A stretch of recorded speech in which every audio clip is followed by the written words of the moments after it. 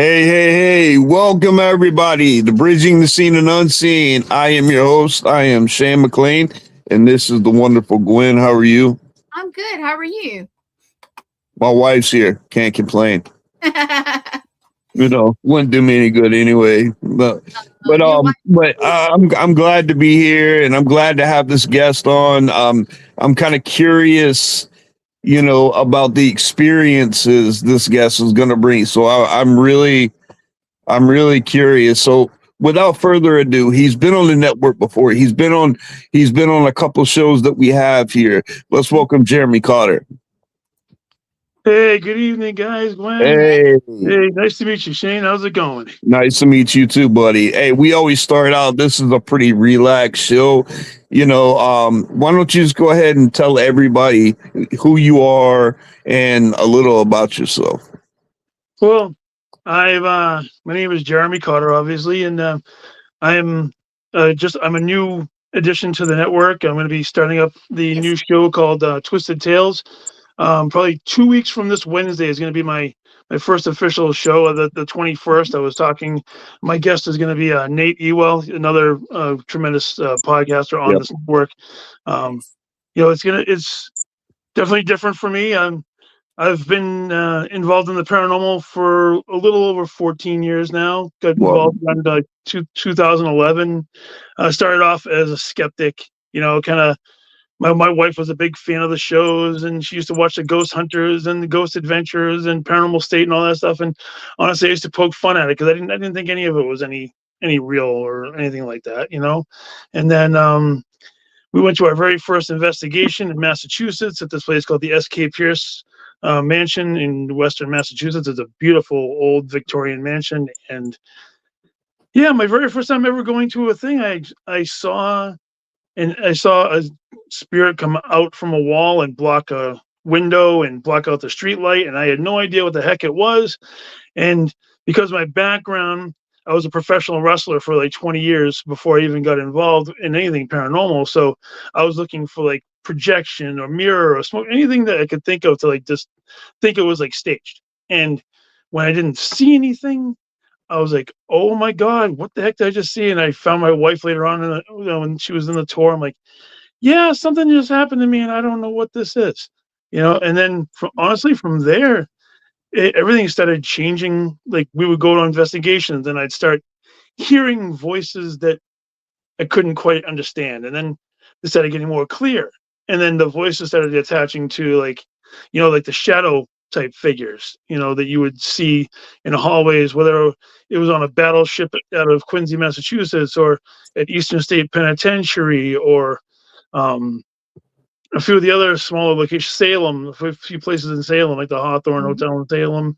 yeah.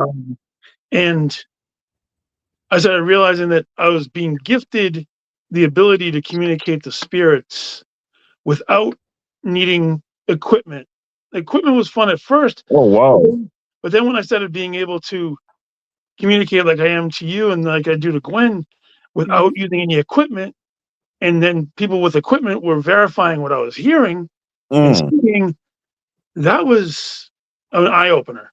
And the Conjuring House. I'm sure you've heard of the Conjuring House, of Oh, course. yeah, for sure. 100%. One time Yeah. we were doing an investigation at the Conjuring House, and the woman who was running the event had everybody around the room, tell a little bit about themselves. I go, "My name is Jeremy, and I see things and I see people, and I'm not quite sure what it is." And she said, "You know what it is?" I go, "What?" She goes, "You're a clairvoyant." I'm like, "I guess I am." And then, to be honest, I stay open all the time because I don't want to miss out on any experiences that I can possibly have. So you didn't know that, Jeremy? You didn't know that you were a clairvoyant? Dude, I have no idea. I started off from a skeptic, cynic type individual. Then I became an empath, so I could actually feel people's emotions, and I was starting to get in tune with the places that we would go. Wow. Then I started seeing the figures in shadow form. Then the shadows cleared up, and I could actually see them clear as day. I could see people's like spirit guides or loved ones that are attached with them. I've even been given the ability to, when I'm focused, to see people's auras and things of that nature as well. So Yeah. it's it's been an eye-opening and wonderful experience. You know, for the That's very, very, amazing. That for the is. very few and far between of the rough experiences or the rough people that you deal with that you don't really want to deal with. Yeah. I have met so many wonderful people who have been so cool. You know, Yep. And that's how it really should be. You know, when you come into the paranormal, you know, you should always feel welcome because we're all somewhat linked into the paranormal because we want to know answers. We want to meet people who are like-minded, you know, that have had experiences. And like I told you before, I am a reverend. I am a Knights Templar, but I had my first paranormal experience when I was 10 years old. oh wow, And so I have always known that there's something. And even though I'm in ministry, I never wanted to delude people because churches do a horrible job about saying that, oh, yeah, if there's a haunting, if you have anything in the house, that it's demonic. That's just simply not true. No, it's no, you not. know what? I'll be honest with you. That D word to me is trash. And, Well, and, I, well, and well, I know I respect demonologists. I have friends who are yeah, demonologists, but to think that every negative or grumpy spirit no, yeah, is that yeah, D word, yeah. to me that's disrespectful. You know, That's because that's where understanding how to being able to identify them. I work in exorcism ministry. And I'm telling you, we have exorcism. If somebody brings that up and you go to someone and they're willing to work with you right off, run, because an exorcism should be your very last resource. okay, yeah, that makes There's sense. so much that has to go on to it, you know, because there's behaviors in schizophrenia that will mimic oppression behaviors in demonic. There's so many things that you have to be able to look for to be able to identify it. So anybody that's truly into this field, knowing that you have to get a physical from a doctor. You know, first of all, you need to have ongoing psychological evaluations. You have to sign a waiver that we can look at those to compare. I have a whole 3-page questionnaire that we go over because we try to eliminate, you know, the like you said, the D word, because Mhm. my goal was to not only bridge the gap between paranormal and clergy, but my goal was also is to get paranormal teams not only to learn about proper protection, proper grounding, you know, things of that nature, but quit telling people that there's a demon when you have no idea what's in there. I agree with you, and I'm going to say this, and I apologize because my language can be a bit coarse at times, No, but it's fine. Is it? I'm not here. I'm not here. You're you, man. So just feel free on this show. I And truly feel that if 99.9% of the people that are in the field ever saw a demon, they'd shit their pants and run in the other direction as fast as humanly possible. That's my personal opinion. I could yeah, be wrong, but it's like my biggest thing is that I did away with like the investigator part of the paranormal investigator. For me, I consider Mhm. myself a paranormal communicator. I like to okay. I I like that. I talk to the spirits. I like to hear their stories, but I'm not investigating them. What do I think? What am I, the paranormal police? I mean, I'm not investigating these people. I'm not a ghost hunter. It's not like I'm going to hang them on a wall if I caught them or something. You know, to me, those are terms that are fantastic. But for me, I consider myself a paranormal communicator because I like to hear the spirits and their stories. I like to talk to them and treat them like regular people because they are. Yeah. You What's know, that? That's amazing. That's amazing. And what I don't like, Jeremy, is I don't like when someone says I'm a paranormal expert. There is not one. There's not an expert in here. There's not. We are all looking for the same answers. We're all looking for the thing. There's no scientific proof to back anything. Your experience is going to be different than mine. There are no experts. The only thing that you're an expert is the behavior that you put into investigations in dealing not only with locations, but with clients also. And I agree with you. The only thing I could, I will say this: there are people who are experts in using the equipment, because I don't know how to use any of these things. I mean, I think the REM pods are cool. I have a good REM pod story I can share with you guys in a little bit. But all I use, I have one of those K2s that I like to use in places that don't have hot wires or whatever. My dowsing rods, pendulums, and basic communication. Just sometimes I will go into like the trance, or I can channel spirits through my body if the situation does happen. But as far as like the echo voxes and all of the all the portals and I don't know, and the ghost boxes, I can't stand the one that flips through the channels at 100 miles an hour. It really irritates my ears, and I feel like I'm distorted by the time I'm in the room with the thing for more than like 3 minutes. Have you ever heard of the Geo box? I believe I have. Is that the one that it eliminates the white noise? Right. Now there's several different ones that do. Like we have a portal, but you have to adjust it. But it will, it will. Matt and Lee have a piece of experimental equipment that now I don't have a whole lot of the big stuff, because I love to use it and see how I can do it. But honestly, I like the basic stuff, Jeremy. I get you. I understand. Yeah, I do. Yeah.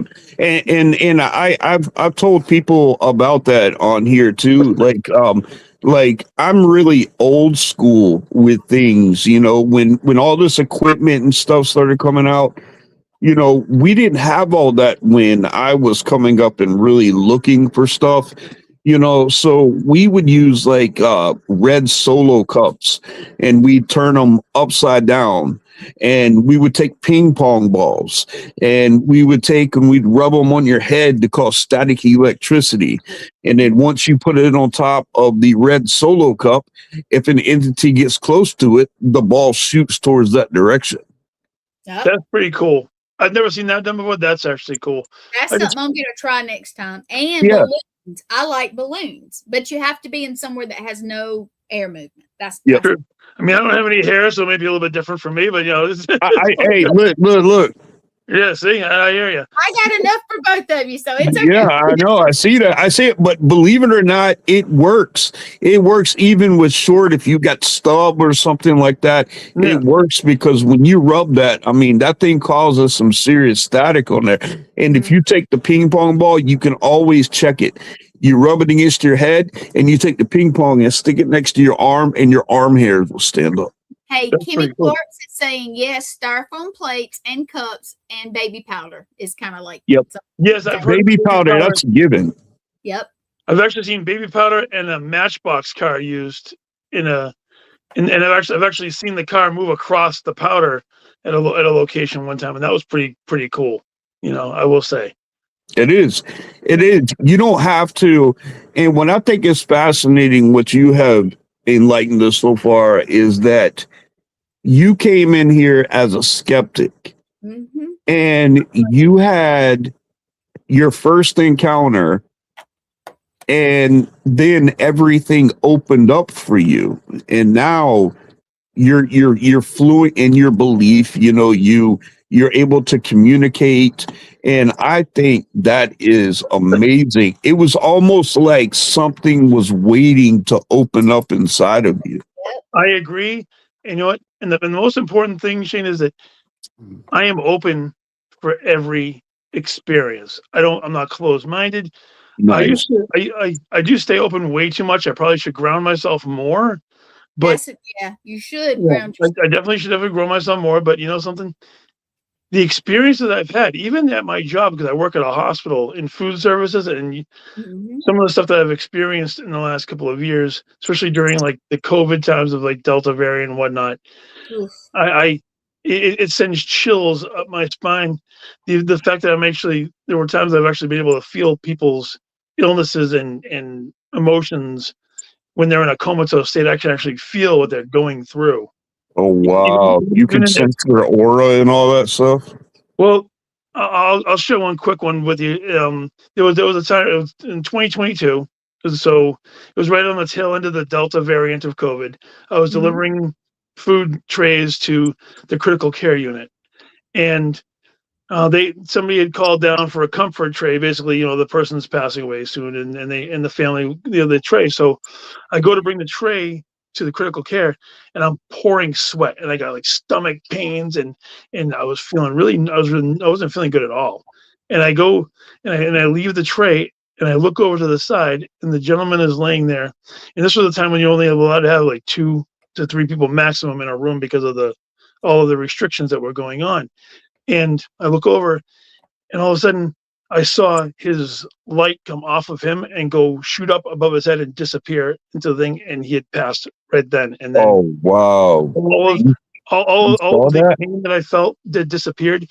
But I'll tell you, I was sweating so bad, it looked like I had been in a swimming pool, and I still had to go and I still had to go finish the rest of my shift, which was mind-boggling. And the hair on my arms stood up for like 3 hours afterwards, just from the amount of energy that I had absorbed in that room at that point. Wow.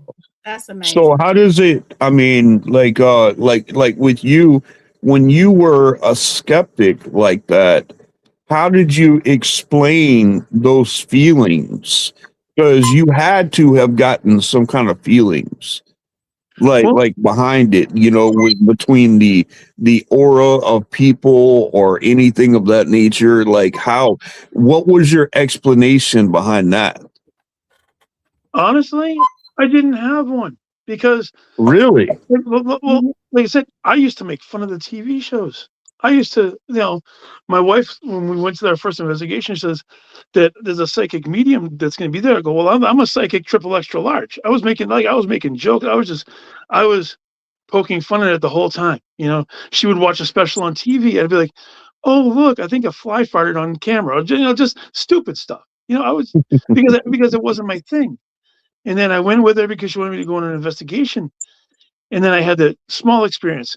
And then the next time we went to a location, and then it kept getting different and more. And then I started working with people who were of a similar sensitivity, and some of the results we would get would be crazy. Like we had one of my friends, and we were investigating in a graveyard, and she was using a pendulum, and the pendulum snapped right off the chain right in the middle of it. And my friend was using his Echovox on his tablet. We had it sitting on top of one of the stones, and the guy flipped the tablet off of the tombstone. And this was in broad daylight at a graveyard in Connecticut. And I'm like, you can't make this shit up, and you can't.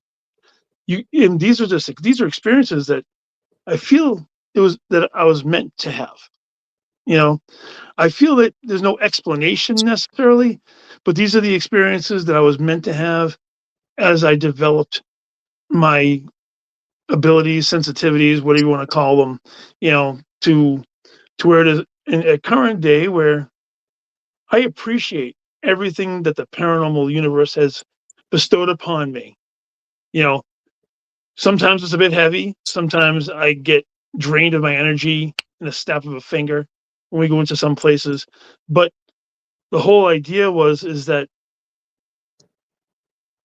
I didn't look at it as a negative per se. I looked at it as every experience was amazing to have. Yeah. And you know what? To me, I think that the best paranormal experience is going to be the next one, and then the next one. And then, I've had a chance to meet so many great people, including you guys and everybody else in this wonderful network of All Access. I'll tell you, I am so excited to be able to actually be part of this. This is the first time that I'm going to be on the host side of the. I'm a little nervous about that, to be honest with you. I've been my mind with just like flips back and forth of like, can you really do this? You shouldn't do this. You're going to do this. And I was like, oh my God, my head. Can I show them your poster? Is that okay? Sure, please. I made this for him because I was trying to get something out there so he could announce it and just have something to start with. This is not going to be his permanent one. I'm sure we'll flip it up, but you know, when Jeremy talked to me, he was such, I almost say like a gentleman. He waited till I got to Salem, Massachusetts to talk to me in person to get this going. And I thought it was just special. But Jeremy's cool. That's awesome. I know it. He's just great. But I made this up for him. And like I said, this is not the permanent one. We will tweak it and all that good stuff. But this is to get him going. But very soon, it's going to be Twisted Tales. I love that. That's awesome. I like it too, but I know he may look at it and want something changed, and that's good. But I love this thing. Like I told you, Gwen, the minute I saw that, even because I know the only thing that I changed was from topics to tales. That's the only thing that we had changed it up, because we Twisted Tales, and the reason I called the show Twisted Tales, if you don't mind, I'm going to just give a brief. Oh, please. The reason I call it Twisted Tales is because you don't know what direction it's going to go, and by being Twisted Tales, it doesn't follow any path. Like, my show isn't necessarily paranormal, because I'm going to do paranormal. I'm going to do horror. I'm going to have some wrestling guests on because of my experience in wrestling, pop culture, comic books. It's whatever anybody's passion is, like showcasing people's events, people's locations. I'm all about building people up. I'm all about, making people, bringing to light some people who might not see light all the time, or bringing attention to more to people whose locations I know are actually great. Anybody who I believe in building up people. I believe in positivity and all of that kind of stuff. So, and that's exactly why we need more people like that, because people come in here and it's become like a competition, or we're bigger, we're better, we're more famous than you. And my wife made such a valid point to a lot of these celebrity types. Oh God. She said, outside of the paranormal, who knows them? I don't know. And that's right. And I mean, but to put yourself on a level like that, to where, when I look at people, I want people to know that I value them. I value their opinions. I value how they see things, how they do. Perception is reality. And I'm not here to argue with you. I'm here to see and listen to who you are, what your heart is, where your passion is, and things of that nature. And that's exactly what I'm here for. And I wish more people were like that, Jim.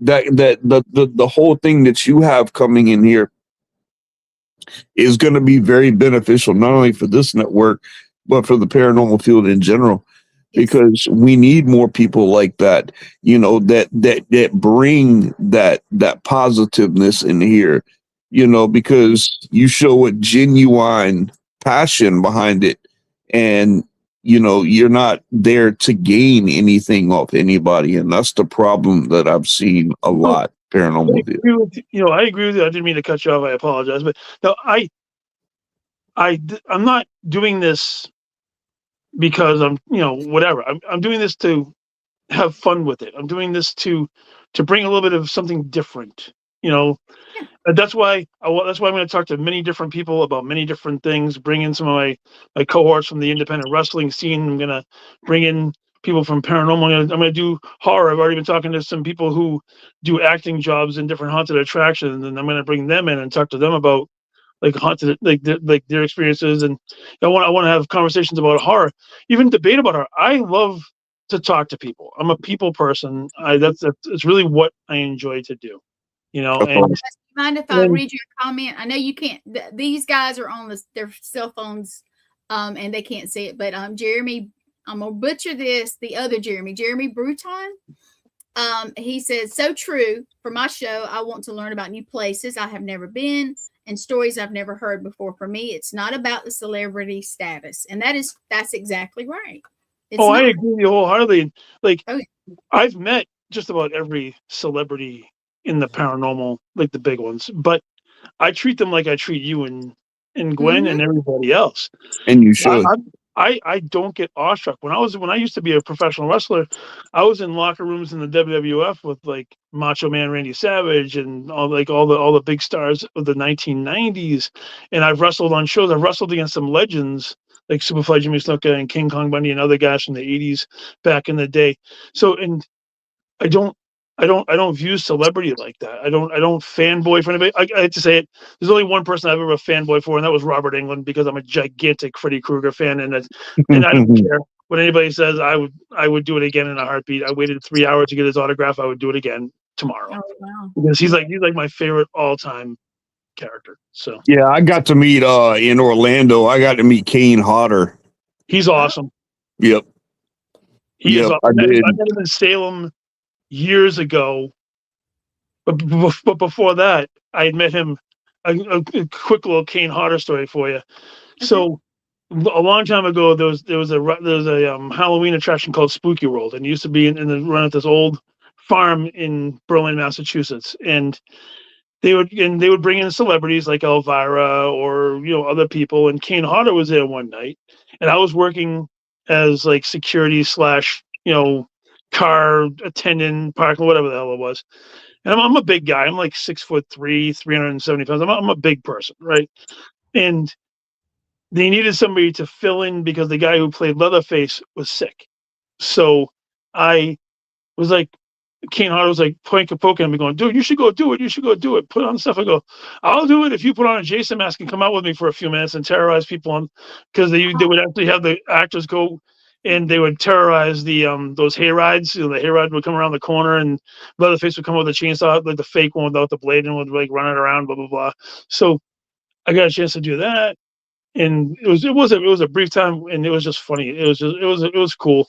I talked to Kane about his experiences with like wrestling and stuff, but I don't treat celebrities like on a separate pedestal. Then Right. I enjoy Right. meeting them. If they're cool, they're cool. If they're not cool, then I won't bother with them after that. They're human beings. Yeah. Some of And them, they're pressed a little too some of much. the- Let's be honest. Yeah. But I mean, like, and to be honest with you, they should have a lot of respect for you from that. Because a lot of people go to them and they're like, oh, can I get your, and you're like, hey, how you doing? I'm Jeremy. Yeah, I mean, and that's how it should be.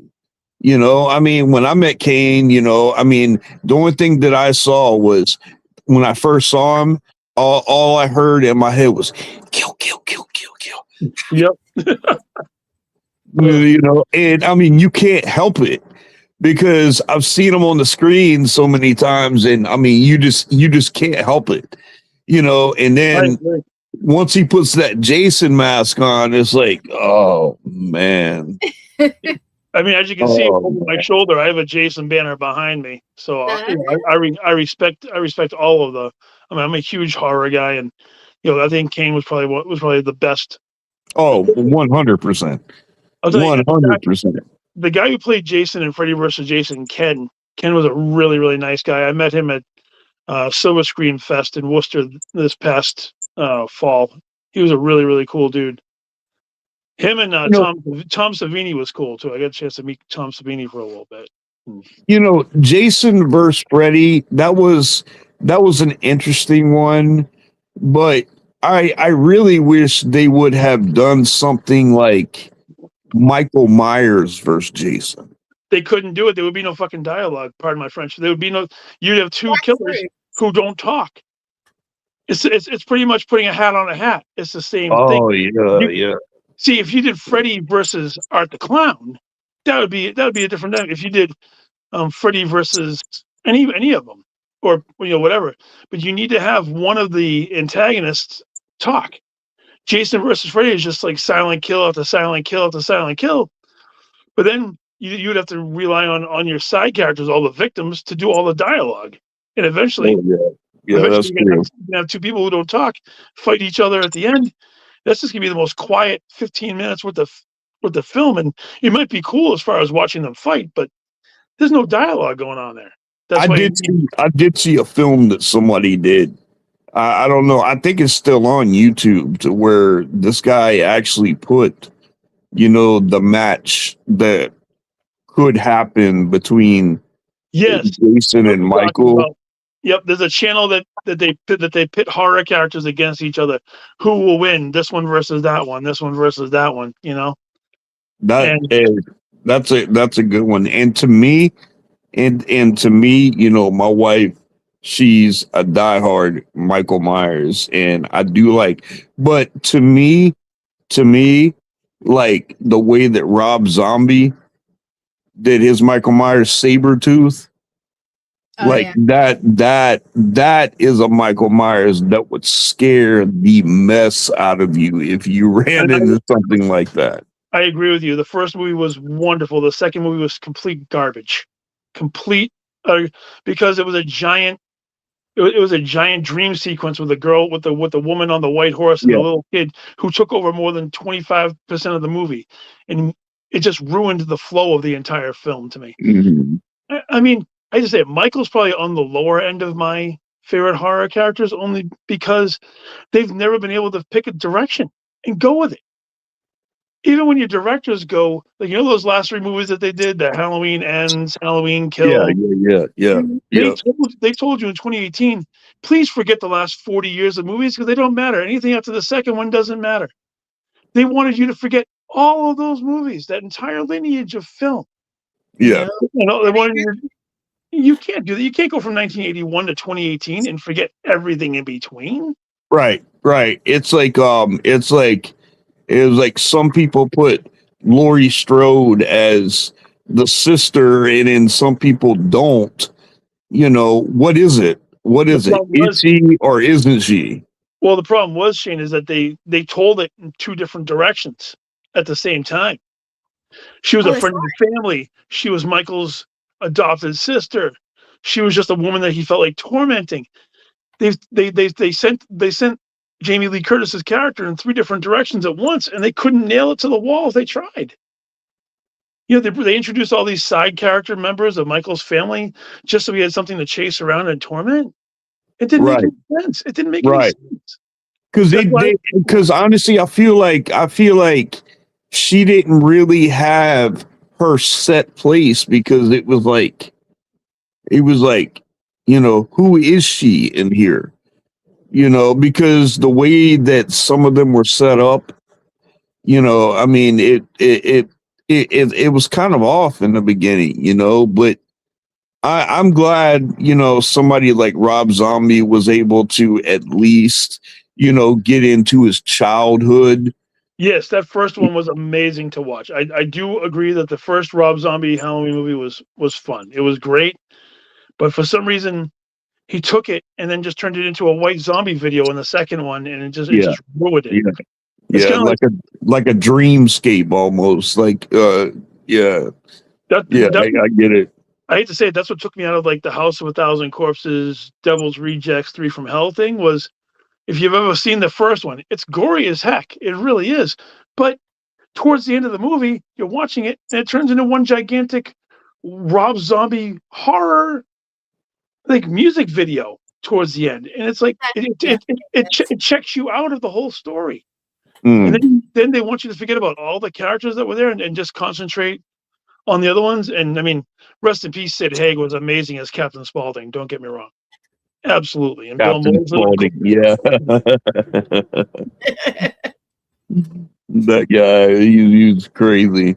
Sid Haig. Um, I definitely agree with you, on a lot of that because like I don't remember like me having to question any Friday the 13th movies. No, well, okay. Except for now Part nine. Up in space I loved that one. and I mean, but I mean, it was kind of off the wall. I agree, but that was at the time where they tried to mix horror with sci-fi with everything. They were getting into the whole Alien versus Predator type of stuff, and then they were trying to bridge sci-fi and horror in a major way at that point. His Now, outfit was amazing, though. the movie before that, Part 9, when his spirit moved from body to body, I was not on board with that one at all. Yes, I know, Gwen. I'm a horror aficionado. No, I'm asking the audience. I'm putting a comment in there, and I'm asking them, "What is your favorite horror movie? Tell us what it is." Mm-hmm. For me, currently, you're probably gonna be disturbed, but I love the Terrifier series with Art the Clown now. I'm a huge fan because I know the franchise is gory, but they went back to practical effects. They got away from all the CGI crap because for a long time CGI was taking over with Final Destination, and I love the Saw franchise, but a lot of the Saw movies were heavily relying on CGI special effects, and it was just taking you away from the natural flow of things, you know. That's But true. Art the Clown, he doesn't say a single word, and they've never even explained his backstory. They're going to do it with the final one because they're putting out part 4, I think, next year, which is going to be they're finally going to give you some of his backstory finally. But for some reason, I'm a huge fan of horror clowns anyway. Like all sorts They're of clowns. kind Like of creepy, to be honest. They're kind of creepy. So you like it? it's okay. Art the Clown is big for me. Even like the Captain Spaulding, but my favorite is the Killer Clowns from Outer Space. I'm a humongous fan of that old campy horror movie from like it's not even a horror. There's nothing really scary about it, but Killer Clowns from Outer Space is probably my favorite guilty pleasure movie. I watch that thing like 2 or 3 times a year just because it makes me laugh. So Jeremy Bruton, Jeremy, I'm saying your name wrong. The audience, Jeremy, but he says the OG it for me. I agree. So, Tim Curry. I like Skarsgård. He's really cool and all of that, but Tim Curry nailed Pennywise. To me, that Pennywise was like a scary looking birthday clown hanging around in the sewer. You had no idea what he really was. But Skarsgård's makeup was a little more scary looking, but you knew something was wrong when the mouth makeup went all the way up past the eyes. Right. Oh yeah. Or like when he's across the room and all of a sudden he shoots really fast towards you. Oh no. Oh no. But for me, Tim Curry's version of Pennywise was a bit disturbing. But then again, I think Tim Curry is one of the best character actors he had his facial expressions alone when he was able to do stuff. He would bring you into a scene just with his facials alone. Yeah, for sure. So let me ask you something, Jeremy. Like, what was out of all of the locations that you've been to? Why don't you tell us about some of the locations that you've been to, and your favorite one that you've been to? Okay, sure. I mean, primarily the ones I've been to are on the East Coast. I haven't had a chance to really venture too far out from here, but I got to tell you, without a doubt, my favorite location, one that I haven't been to in a while, but I'd love to go back, is the very first one I went to, the S.K. Pierce Haunted Mansion, Victoria, followed by probably the USS Salem out of Quincy, Mass. The battleship. I had some. How is that one? Because I've heard mixed stuff about that one. You know what? I've had some of the most profound experiences on the USS Salem in my personal paranormal journey. I've channeled 2 or 3 different spirits on that ship. Like I channeled an elemental on that ship. To the point. Elemental on the ship. I'm not kidding you, dude.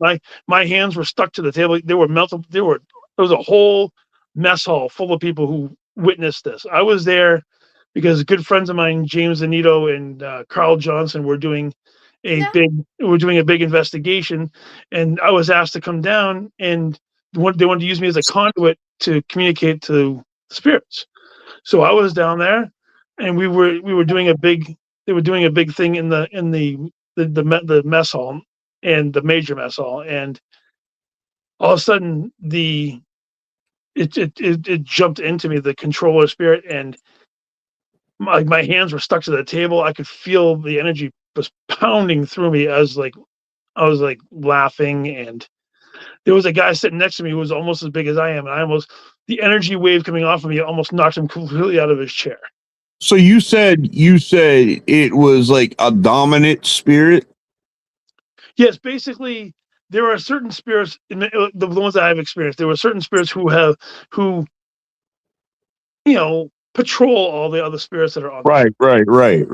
Every haunting. This one can be particularly grumpy if you try to challenge them. And I wasn't challenging him. He jumped into me, and that it was wow, that drained me so fast. But no, as a conduit, as something that, I mean, were you aware of what was going on when it was happening? That particular time, I could see both what I was seeing, and I could actually see what he was seeing at the same time. Oh, wow. You know, I could see him being angry at both James and Carl. I was laughing. I mean, there was one that in the CPO mess, which was the smaller mess hall, that one of the spirits jumped into me, and I was like cackling like the Joker. And somebody who was there was actually has an audio recording of me where my voice had changed. Actually, you know Sam Baltrusis, obviously. Yep. Right? Yeah. And Sam was there. He had the Estes with the gimmicks with the headphones and the thing, and there was a dark spirit looming over him. I go, Sam, watch out! And the spirit saw me, jumped across the table, and shot into me. And I was like laughing. I was rocking back and forth. My wife and another person had to drag me out and down the hallways for the spirit to let go. And Well, how are you keeping yourself grounded in that? Because I know with you being you don't. I mean, I'll be honest with you. You can try. I mean, I had stones in my pocket, like like the dark. Oh, no, yeah, but a lot of times they don't work, especially with someone like yourself. You know, a lot of them work for people who don't have those kind of abilities, but with your abilities like that, you need something more stationed. Like I've heard people, go outside, leave the area, take their shoes off, go hug a tree. I mean, I'll do like the grounding thing where you pull the white light through you and you force it down, like, and you have like the roots that go into the ground and everything. But to be honest with you, Shane, with a spirit that strong, none of that works. None of it works. You try, and you can combat a little bit, but it takes other people around you who are able to help you to get through parts like Do that. you have a fear behind it? Like, do you have a fear? Like, when you go into it, At you hear one about the point, possibilities. I mean, there has to be some kind of a. at one point, like when I channel, I go to a different place. I go to a different like realm. Like the first time I ever channeled was at the Murdoch Whitney House. It's a historical society, but there's a lot of spirits there, and I felt like I was walking down a hallway, and I was trying to open doors to see what was going on. And when I finally found an open one, I went through it and I came back. And I guess I had lost like 15, 20 minutes. My wife had talked to me while I was in a different state and all of that. The one on the ship felt like I was down in the bottom of a well looking up, and I could see like shadows. And then I found my way out of it, you know. I know it sounds bizarre. I know it really does. But Well, what was he seeing like when you were on that ship? Obviously, people are seeing things from on the ship. Was he seeing things from the ship too? the spirit himself, Yeah. on those particular occasions, like as far as the CPO mess hall, I wasn't in control. Like I was gone. I have no idea what he saw. I mean, he looked at all the souls on the ship as his property, from what I was told. Because I've heard the audio, like they're mine, they're all mine, and I just start cackling, laughing, and then they as soon as they pulled me out of the mess hall and went about 50, 60 yards down is when I finally was able to come back to myself, getting away from that area. But I had fear at one point, but I'm not afraid because it was meant to happen. That interaction was supposed to happen. Good, bad, or indifferent, I feel that things were meant for a reason. That's Everything very interesting.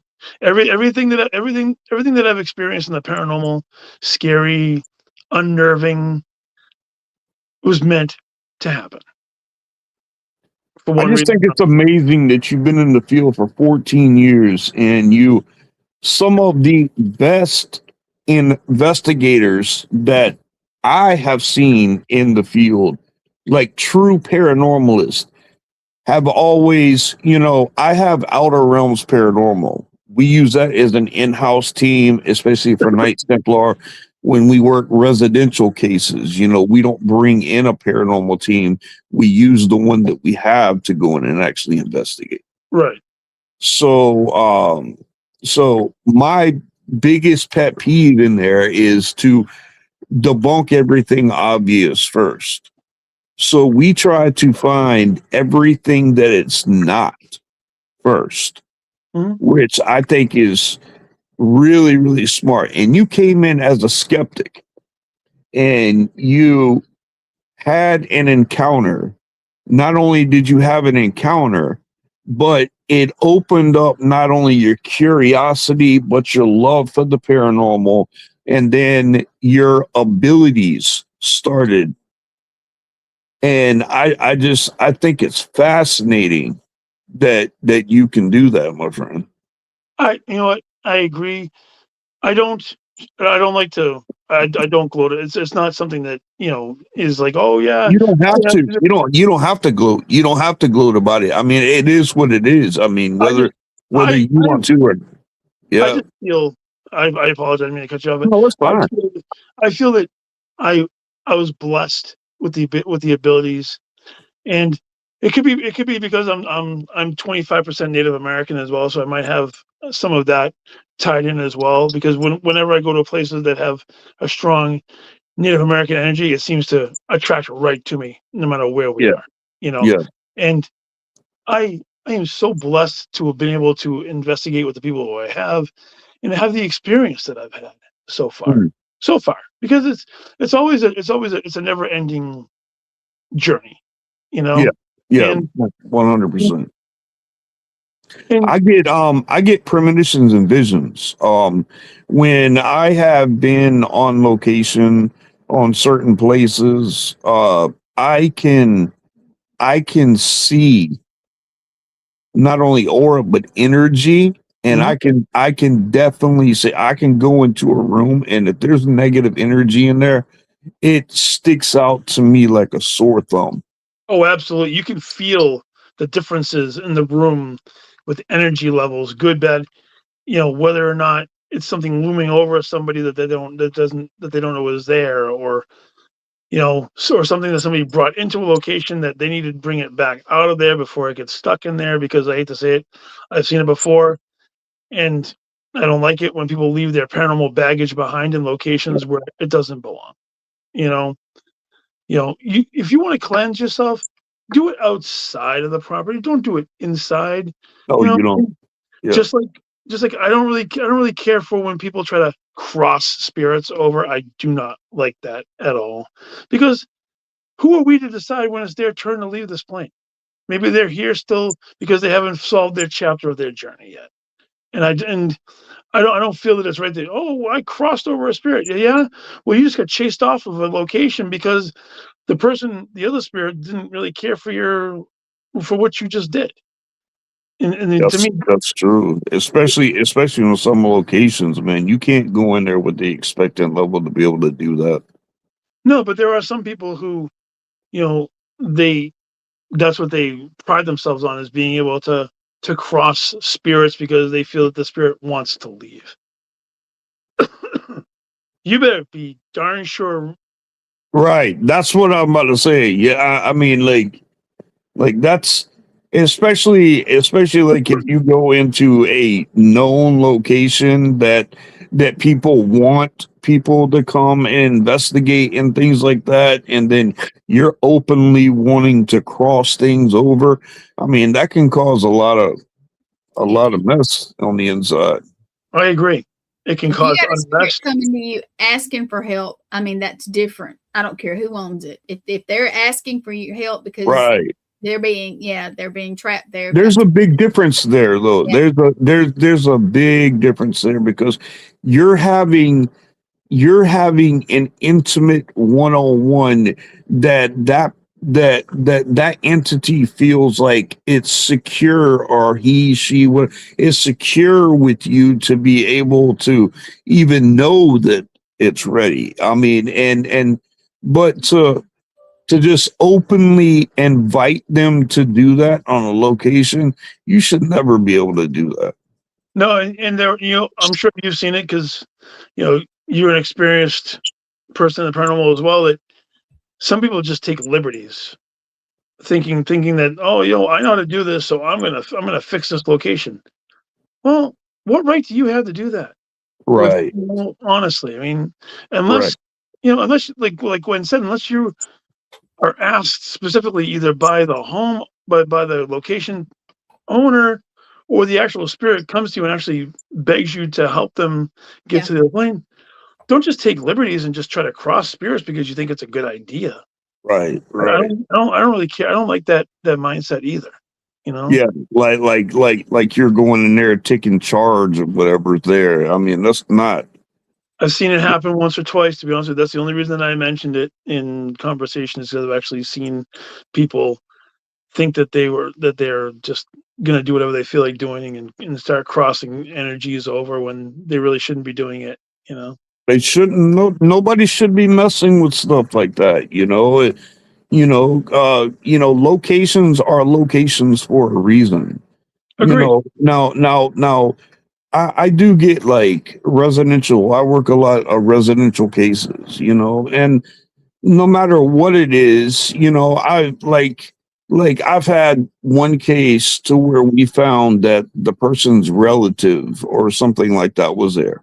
Yeah. But like to move to get them away or out of the area, you just can't pick and choose who goes. If you do a cleansing and you do a complete clearing and stuff like that, a clearing is a clearing for a reason. That's because it clears the whole area.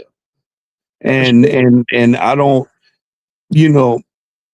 I mean, like a lot of people are like, well, I want the bad spirit to go, but I want the good spirit.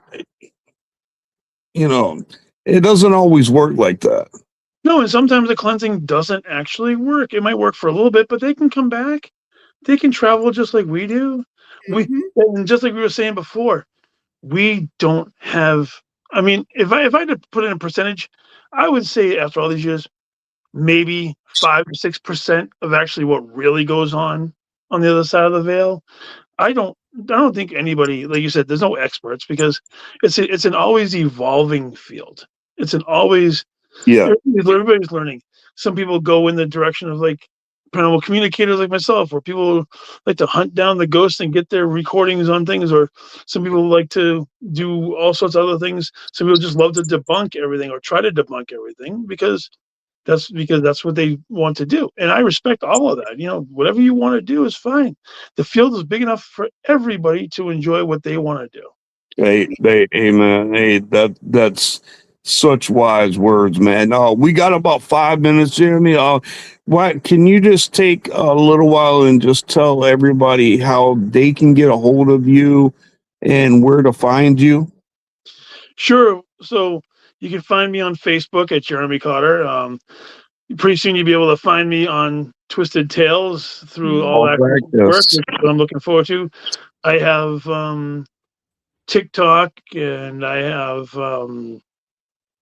Instagram, and I think Snapchat. I don't even play with that thing. I don't even know how the thing works half the time. But I have like obviously Instagram, and I have the TikTok with Yoda Man 1973 and stuff like that. And I'm just anybody who's even interested to come onto the show and talk to me. I put an open invitation to anybody out there. Feel free to reach out, and maybe we can make it happen, because that's the most important thing. I want, like with my show coming up, and like I said before, I really am just looking forward to showcasing people and bringing people up. And that's the most important thing. That's amazing. And you were speaking of Nathaniel Elwell. When I first saw him, I'm one of the what they call the OGs, in here. Yep. I've been around this network for a while. And Nathaniel wasn't even on podcasting yet. He wasn't even. He would do videos, and I kept trying to tell him. I'm like, man, I said, you would be phenomenal at your own show. And he kept pushing. He was like, no. And then finally, I guess it got to him, and then he jumped aboard, and he loves it. He loves it. But I'm glad. Yeah, and he's also one of the ones that convinced me that he's been really a great support too. You know, He is. I chat with him. Actually, I was on the phone with him like an hour and a half last night, just shooting the breeze and everything. You know, Mhm. really, really great person. He was, you know, and he's like, every time I would have thought I had like a doubt in my head about, are you sure you really want to go through with this? Are you sure this is real? And it feels more and more real every minute. And my anxiety kicks up a little bit here or there because I do suffer from a little bit of anxiety. And I'm like, you know something? I've done the guest role before, but hosting is completely different and trying to schedule people. And I don't know how to do any of this shit. And I'm like, oh my God, I'm trying to figure it all out as I go. And I have told him so many times, as I have to tell Nate, for those of you who don't know, Nathaniel Elwell's show, Paranormal Unveiled, Wednesday nights, 8 p.m. Eastern. I am his co-host. Yep. And I'm telling you right now, we have a little banter in between us, which makes it cool. But it's a great show, and Nate's great. And you know, I've told him, I've told Jeremy and Shane when he was on Shane's show. I talked to him and I said, "Man, you need a show, and just consider me." And then he got in touch with you. Remember that, Shane? And I told you it was great. Yep. But yeah.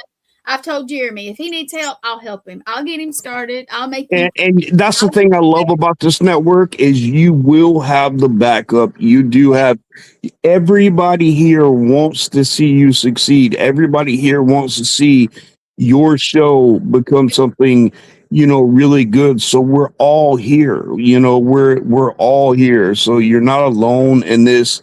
You're not going to jump headfirst into something you're not ready for. You definitely picked the right network to come into, man, because we are a different breed here. We're a family. Yeah, I'm definitely, yes, I agree. And I love being part of the family now. I'm really excited to get the show up and running. I figured I'm going to give myself 2 weeks from Wednesday. That way it gives me enough time to contact people and get them slotted into places so I can at least get a couple of shows with the guests. I'll be on your show. I'll be on your show if you like. I love to be on people's shows. I would love to have you, man. We could definitely do more horror talk, and I would love to do anything. But Jeremy, listen, I really appreciate you being on, man. You've been an awesome guest, and I wish everybody was like you, man.